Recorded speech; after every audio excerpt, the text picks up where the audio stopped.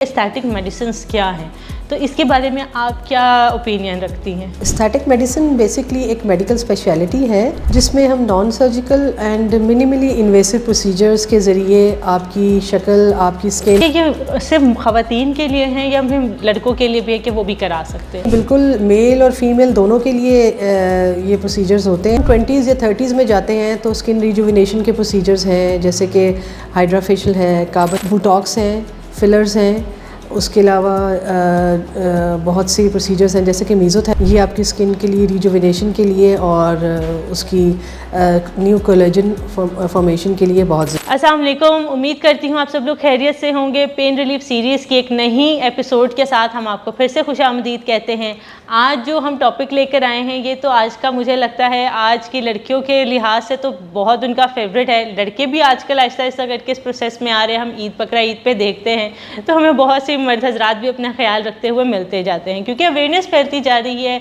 मौसम हालात, गर्मी, स्मोग, डिहाइड्रेशन और ह्यूमिडिटी सब हमें इस तरफ लेकर जा रहे हैं कि हमने अपनी सेल्फ अवेयरनेस पे आना है, सेल्फ क्लीनलीनेस पे आना है, मेंटेनेंस पे आना है। तो अगर जब हम सेल्फ अवेयरनेस या सेल्फ क्लीनलीनेस की बात करते हैं तो उसमें आजकल जो एक बहुत न्यू टर्म भी है और पॉपुलर भी हुई है वो एस्थेटिक प्रोसीजर्स हैं या एस्थेटिक क्लिनिक्स हैं। तो आज उसके लिए हमें ज्वाइन किया है डॉक्टर नौरीन ने। Doctor Naureen, thank you so much, आपने अपनी इतनी बिजी रूटीन में से टाइम निकाला। डॉक्टर नौरीन, आज का जो हमारा बेसिकली पॉइंट है इस रिकॉर्डिंग का कि हम बताएं कि एस्थेटिक मेडिसिन्स क्या हैं, तो इसके बारे में आप क्या ओपिनियन रखती हैं? जी, एस्थेटिक मेडिसिन बेसिकली एक मेडिकल स्पेशलिटी है जिसमें हम non surgical and minimally invasive procedures के ज़रिए आपकी शक्ल, आपकी स्किन, आपके बाल और आपकी बॉडी को हम बेहतर बनाते हैं। और ऐसा करने से आपकी जो ओवरऑल वेलबींग है वो बेहतर होती है, आप कॉन्फिडेंट नज़र आते हैं और इसके साथ साथ जो है आप ख़ुद को भी अच्छा महसूस करते हैं और देखने वाले को भी आप फ्रेश और हेल्दी नज़र आते हैं। और इसके अलावा एस्थेटिक मेडिसिन जो है ये जस्ट इन्हीं चीज़ों के लिए नहीं है, बल्कि बहुत से मेडिकल प्रॉब्लम्स जो हैं वो एस्थेटिक मेडिसिन के थ्रू ट्रीट होते हैं। उसमें कौन कौन सी कुछ चीज़ें के नाम आप हमें बता सकती हैं? जी बिल्कुल, बुटॉक्स जो है उसमें बहुत सी इश्यूज़ हैं जो कि आगे आपको डिटेल में मैं बताऊंगी, कि जिसमें बहुत से मेडिकल प्रॉब्लम्स हैं जो कि हमारे मसल्स के टेंस होने से या कंट्रैक्ट होने से वो इश्यूज़ पैदा होते हैं। तो वी रिलैक्स दोज मसल्स और उससे वो प्रॉब्लम भी सॉल्व होती हैं। डॉक्टर नौरीन, आपने जिस तरह बताया कि ये इसमें काफ़ी प्रोसेस आते हैं, तो क्या ये सिर्फ ख़वातीन के लिए हैं या फिर लड़कों के लिए भी है कि वो भी करा सकते हैं? जी नहीं, बिल्कुल मेल और फीमेल दोनों के लिए ये प्रोसीजर्स होते हैं। और सबसे बड़ी बात ये है विच आई थिंक कि जो है वो males they are more proper candidates for these procedures, इसलिए क्योंकि उनका एक्सपोजर ज़्यादा होता है इन्वायरमेंट में, पोल्यूशन में, और वो ज़्यादा बाहर रहते हैं, सन से एक्सपोज होते हैं और उनकी स्किन को ज़्यादा डैमेज होता है और उनको ज़्यादा ज़रूरत होती है इन प्रोसीजर्स की as compare to females. Definitely females का तो ये डोमेन है ही, लेकिन मेल्स जो हैं उनको भी इसकी इक्वली, बल्कि थोड़ी सी आई वुड ग्रेड के थोड़ा सा ज़्यादा ही उन लोगों को ज़रूरत होती है अपनी स्किन को मेंटेन करने की। अच्छा, इसका एज से हमारा कोई ताल्लुक़ है कि इस एज पे ज़्यादा असर है या इन एज ग्रुप के लड़के या लड़कियों को ये कराना चाहिए?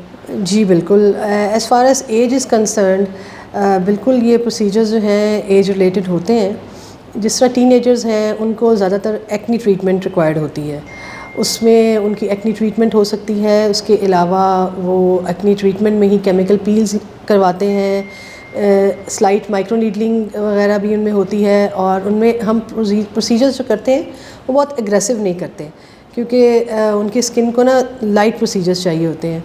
और फिर एक्नी स्कार्स की treatment which is very important, तो उसके लिए हम लाइट स्कार्स को करने के लिए उनको हम डिफरेंट लेज़र्स यूज़ करते हैं। तो ये तो टीनेजर्स की बात आ गई। अब जहाँ हम 20s या 30s में जाते हैं तो स्किन रिजुविनेशन के प्रोसीजर्स हैं, जैसे कि हाइड्रा फेशियल है, कार्बन लेज़र है, again PRP and micro needling है। एंड देन इससे अगर फर्दर अगली एज में जाते हैं इन 30s एंड 40s, इसके अंदर बुटॉक्स, क्योंकि आपको थोड़ी सी अपनी स्किन को एंटी एजिंग की तरफ बड़ी ज़रूरत होती है, एजिंग हो रही होती है। बुटॉक्स हैं, फिलर्स हैं, उसके अलावा बहुत सी प्रोसीजर्स हैं जैसे कि मीज़ोथेरेपी है, ये आपकी स्किन के लिए रिजुविनेशन के लिए और उसकी न्यू कोलेजन फॉर्मेशन के लिए बहुत ज़रूरी होता है। And then in later ages उसमें जो प्रोसीजर्स हैं वो थ्रेड्स हैं एंड फेस लिफ्टिंग है, जिसको हम लिक्विड फेस लिफ्ट भी कहते हैं। और इसके अलावा एक्सोसोम्स थेरेपी है, जो आपकी स्किन के अंदर न्यू कोलेजन और बहुत अच्छा एंटी एजिंग प्रोसीजर्स हैं। और इसके अलावा fat reduction and body contouring and there are so many procedures, इतनी ज़्यादा इनकी जो है वो है कि यू नेम देम, और वो they are so many. Doctor Nareen, आपने बड़े अच्छे से बड़े डिटेल में एक्सप्लेन किया।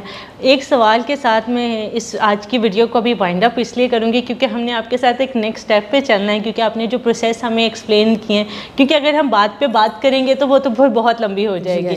तो वो फिर मैं आपके साथ नेक्स्ट सिटिंग में बैठते हैं, फिर हम उसके बारे में बात करेंगे ये प्रोसेस की डिटेल डिस्क्रिप्शन फ़वाइद क्या हैं। अगर आप ओवरऑल एस्थेटिकनेस को एक्सप्लेन करें, आपके तजुर्बे में आपने इतने साल हो गए हैं करते हुए, आप क्या टिप है जो इस वक्त हमारे ख़वातीन और मर्द हज़रात देख रहे हैं या बच्चे बच्चियाँ देख रहे हैं उनको देना चाहेंगी? देखिए, एस्थेटिक से रिलेटेड तो मैं ये टिप देना चाहूँगी कि जो भी आप प्रोसीजर लेना चाहते हैं आप किसी मुस्तनद डॉक्टर से लें, और ये चीज़ बहुत इंपॉर्टेंट है। Certified doctor and dermatologist they are very important, क्योंकि प्रोसीजर्स की जो नीटी ग्रीटी है, जिसको जो समझना है वो हर कोई नहीं समझता, क्योंकि जिनको इस चीज़ की नॉलेज है, basic anatomy of the face और इन सब चीज़ों की जिसको नॉलेज है, वही इस चीज़ को बेसिकली अच्छे तरीके से हैंडल कर सकते हैं। और क्योंकि इसमें अगर अच्छे तरीके से, प्रॉपर तरीके से इसको किया जाए तो इसके कोई साइड इफ़ेक्ट्स नहीं हैं और इसके कोई डाउन टाइम नहीं है। बिल्कुल एक सिंपल ऑफिस प्रोसीजर्स होते हैं, और अपार्ट फ्रॉम स्लाइट रेडनेस और स्लाइट थोड़ी सी स्वेलिंग के अलावा, जो कि 1-2 दिनों में सबसाइड हो जाती है, उसके अलावा इसके कोई साइड इफ़ेक्ट्स नहीं होते। तो ये जब भी ट्रीटमेंट ले, प्रोसीजर ले, ये किसी प्रॉपर डर्मेटोलॉजिस्ट और एस्थेटिक फिजिशियन से ले जो ट्रेन हो। This is very important. और जहाँ तक स्किन की और उसकी ताल्लुक़ है, उसमें कुछ टिप्स हैं जो कि मैं बताना चाहूँगी। उसमें सबसे इम्पॉर्टेंट ये है कि आप अपनी स्किन को हाइड्रेट रखें, और सन ब्लॉक का इस्तेमाल जो है वो बहुत ज़रूरी है। 15 to 20 minutes before leaving your home, या बाहर जाने से पहले लगाएं, और you should repeat it after every 2 to 3 hours. और उसके अलावा जिनकी स्किन जो है वो ऑयली है और ऑयल है, वो ये वाले सन ब्लॉक्स जो क्रीम फॉर्म में होते हैं वो मत यूज़ करें। अब बहुत अच्छे जेल बेस्ड सन ब्लॉक्स हैं, उनको यूज़ करें, और अपनी प्रॉपर डाइट लें, take a lot of water, and exercise is very important, and avoid junk food definitely, which is a very hot topic nowadays. बस यही मोटी मोटी टिप्स हैं जो कि फॉलो करनी चाहिए। Thank you so much doctor Nareen, आपने हमारे लिए इतने अच्छे से और इतने आसान अल्फाज में एक्सप्लेन किया। मैं उम्मीद करती हूँ ये इंट्रोडक्टरी और बेसिक इन्फॉर्मेशन हमारे नाज़रीन के लिए फ़ायदेमंद साबित होगी।